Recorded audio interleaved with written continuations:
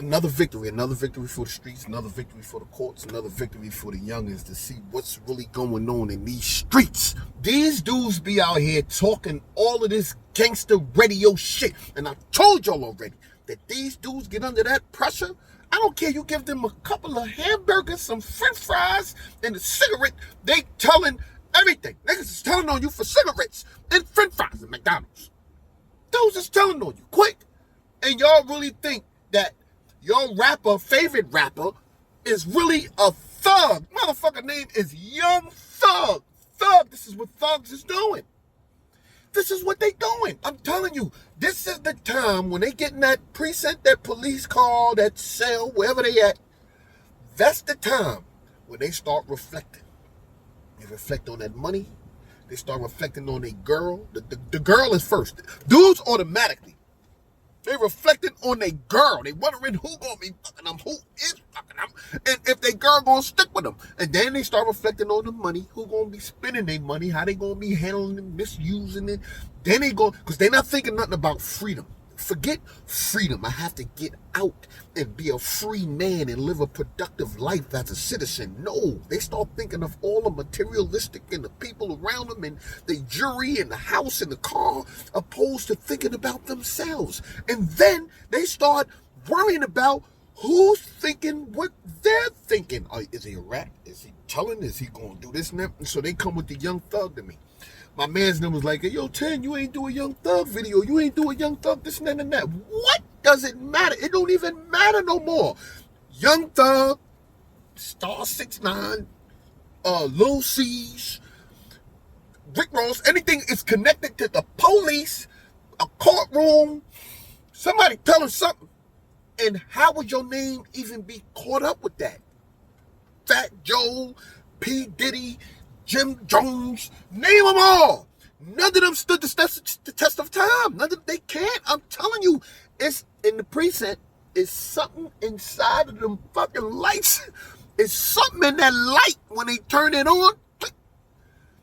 And the hamburger, they putting shit in the McDonald's cheeseburger to make you tell. You ever ate a McDonald's cheeseburger right here in the streets of French fries? You ever ate one? Just think about when you eat a hamburger, how good you feel after. You just get to talking. You just start telling shit, talking about shit. You with your girl, with your kids, or whatever. Let your kid eat a fucking Happy Meal. Let them eat a Happy Meal. Watch how they be running around and crazy, really showing their true colors. Them police put shit in McDonald's and hamburger french fries.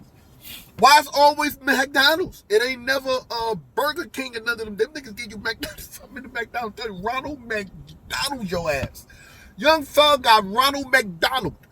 But they all be having this shit planned already on who they gonna tell on, how they gonna tell, how they gonna get out of it. They gonna justify they snitching.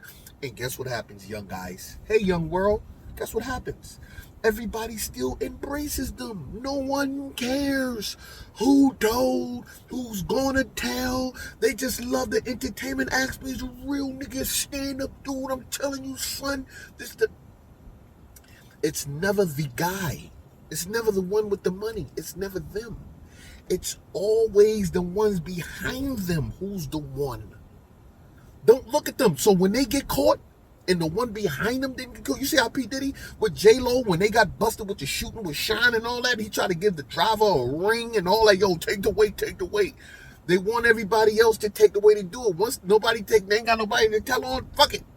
I'm telling on everybody. I'm pressing charges. Nigga, like, they ain't even do nothing. Man, I'm pressing charges. I don't care. I need to get the fuck out of here and go and test my girl pussy. I'm telling you. You gotta just think about it. Look, all the guys that's on the YouTube world, think about it. All the ones that talk gangster tough. Just start off from the top to the bottom. Whack 100. Can you imagine if Whack 100 really went to prison? What will happen? Can you imagine what happened to him? All mischief and conflict and games that he played? He can't. Whack 100 can't go to jail. Plus, nobody gonna want to be fucking that oatmeal face ass nigga. But dudes will be on that little short midget booty ass dude in there. Look at this up here. Look. You see this right here? This is jail for y'all. Y'all little young dudes, y'all want to go to jail? And you got your girl out here. You forget her. This your new girlfriend right here. Look at your girlfriend. Pieces of paper. pieces of paper. Yeah, my son, I'm getting paper, son. Yeah, you're going to jail. You're going to be getting paper right here. You're going to be beaten off to all this. All the dudes that's up north, all the dudes that did time, they could tell you the names of all of these women that I'm showing you. They could tell you who they are, who they had sex with, the hardcore books, the big butt books, and all that. They know everything. These dudes out here don't want to get caught up in there. You young dudes out there don't want to get caught up with this. And I know that people tell y'all 100 times. I'm not only talking to y'all, I'm talking to the older brothers to keep them grounded. The ones that did time before. Don't get caught up with this because it's so easy. Just like that. You're going to be right on that goddamn stand, or you're going to be in the back of that police car saying, yo, officer, listen, man, I didn't do. They get to telling the officers start being nice, extra nice to them. I'm telling you, I done seen it 100 times. I stood the test of time of being in the police car, being in the precinct, not telling, doing the whole time, not messing with fags, stood strong, stood stand up, didn't break not one rule according to the criminal code. And guess what it did for me? Nothing. Bunch of heartache and pain, seeing my mama get old, gray hair, my kid growing up from birth all the way to 21 years old, your girl coming in, leaving you, got one girl, 2, 3, 4, 5, 6, I don't care how many girls I had, that shit can't amount to being out here in this free world, being able to do what you want to do. So the whole thing is this: you going to jail because you're looking for a boyfriend. That could be the only reason you're going in there for. What? It's only but men in there. When you go to a party and you get ready and you get dressed up and you get fly, majority of you suckers out there say, I'm about to tear niggas up. Niggas gonna be like, yo, what this nigga? You're going to the party for the dude. When I go for the woman, I get dressed up. Motherfuck these girls' heads up. These chicks gonna be fucked up behind this. And it's not the way, it's just gonna be me, myself. When you get dressed up, that's just what you're doing when you go to that prison. You getting dressed up. You setting yourself up. You getting dressed up to go in there. So what other reason are you going in there for? It's nothing but men. If you're going in there, you're looking for a boyfriend. I don't care what you say. You're looking for a boyfriend. And you feels mad. I don't care what you say. You're looking for a boyfriend. And then you come out and then you go back.